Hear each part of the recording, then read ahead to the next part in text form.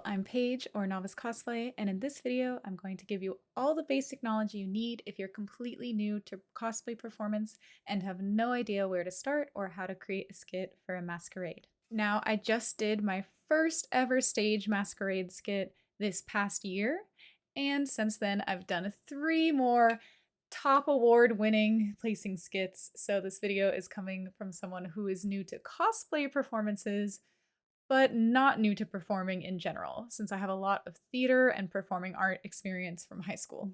So, there are 5 basic steps to executing a skit. 1. Picking a contest, writing your script or skit idea, recording your audio, choreographing your movements, and practicing in refinement. I'll go into each of these a little bit, but I'll be going way more in depth for each of these in future separate videos, but these should get you started.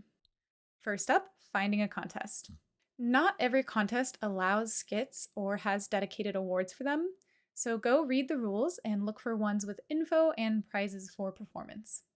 Really small local cons and comic conventions are often not really set up for skits, so those are best to avoid. Off the top of my head, some known for great skits are Anime Los Angeles, San Japan in Texas, Anime New York City, Holiday Matsuri, and Anime Boston.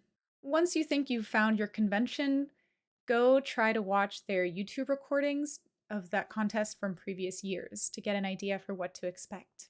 If your convention doesn't have a recording and you've never seen a masquerade with skits, I recommend checking out Anime Los Angeles, which had some amazing skits this past year and should really help you with figuring out what you might be able to do for a skit. I will link it below. So that brings us to step 2, concepting and writing your script. This is often the hardest steps, figuring out what to even do on stage. I even still struggle with this a lot. Brainstorming and writing completely original ideas and scripts is more advanced, so I really don't recommend that for your very first performance. Instead, I recommend doing a performance that is based off of something that already exists. But what does that mean? Well, it can be a few things. It could mean doing an idol dance or doing a song and a dance to a theatrical music number, like performing a dance from Love Live or singing a song from Wicked or a Disney movie. Pulling scenes and songs from musicals is a fantastic way to start out and get more comfortable on stage. For one example, if your character is someone who steals a lot, like Catwoman, you could sing Diamonds Are a Girl's Best Friend. If you do go the musical or dance route, try to select something that thematically fits with your character. If you don't want to sing or dance, you can still find a scene, script, or poem that already exists. For example, performing Monty Python scenes on stage is really common. I've seen it a lot, and I've even done it myself. You can find a ton of short scripts for free from acting blogs online, like this one, and I will link some more below. Just make sure you aren't taking original scripts from other cosplayers. Whatever you choose, see if you can change up a few details like some dialogue or choreography so you can put a unique original twist on it and really make it your own. I also strongly advise to edit it to fit within the 60 to 90-second mark, especially any musical numbers. Okay, we're almost done with step 2. There is one last critical question to ask before you move on, and that is, will my skit make sense to everyone, even my grandma? If the answer is no, you might want to go back to the drawing board because your aim should be a skit that everyone in the audience can enjoy and understand. Even if you're doing something popular like Naruto or Death Note, I guarantee you there are people in the audience that are still not familiar with it. Nothing is universal. So go ask someone like a grandma or a friend who doesn't know the source material if your skit concept still makes sense. But with that, we can finally move on to step 3, recording your audio. Nowadays, many conventions require that you send your audio file in weeks in advance because they do not allow the use of a live microphone, which means you have to pre-record and edit any voice lines or singing that you want to have. Record your lines with the best microphone you have available.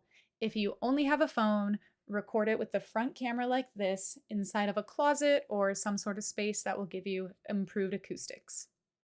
Do it in a quiet environment without background noise, and try to take multiple takes of each line, trying out different inflections and different emotions. You can then edit your lines together in something like Adobe Premiere, or I recommend CapCut, which is completely free and has both a mobile and desktop version.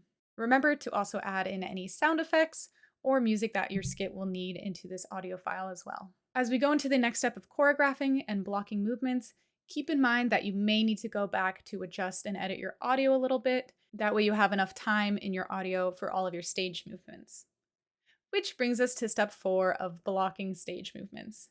If you've never heard that term before, blocking refers to how, where, and when you will move across the stage and what you'll do with your body. For example, will you start your skit on stage in the center? Or maybe you'll start off stage and run over to the center to show that your character is in a rush. All of these things add a lot of character and a lot of interest to your performance. Blocking your movements is a mandatory step if you want something engaging for the audience. But it'll also help you be less nervous because you'll always know what you're going to do. So to do this, plan some key body movements to make along with your voice lines and memorize those motions with your lines. For example, your character might say, aha. Maybe you want to do a simple point in the air with one hand as you say this. Or you could clap your 2 hands together. Or even do an over-the-top jump in the air. Whatever you decide to do, the key is that you always do the same thing as you rehearse.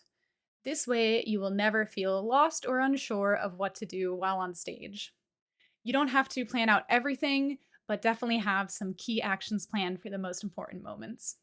While working on your blocking, you also want to try to plan to use a lot of the stage because you really don't want to just stand in one place the whole time because that's kind of boring for the audience to look at.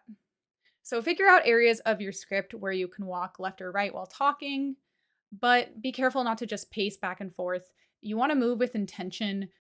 But that wraps up the basics of blocking your movements, and I can't wait to go way more in depth about this topic because there is surprisingly a lot to consider and a lot of tips that I have. And our final step is practice, practice, practice. I know it sounds like really basic advice, but I didn't want to ignore it. Whenever you practice, try to give it your full effort and not to half-ass it, and make sure you practice before your audio is due.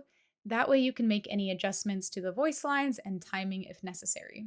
If you're feeling extra motivated, practice in front of some friends so they can tell you if you need to work on anything. While practicing, it's critical that you memorize your blocked movements and your dialogue lines.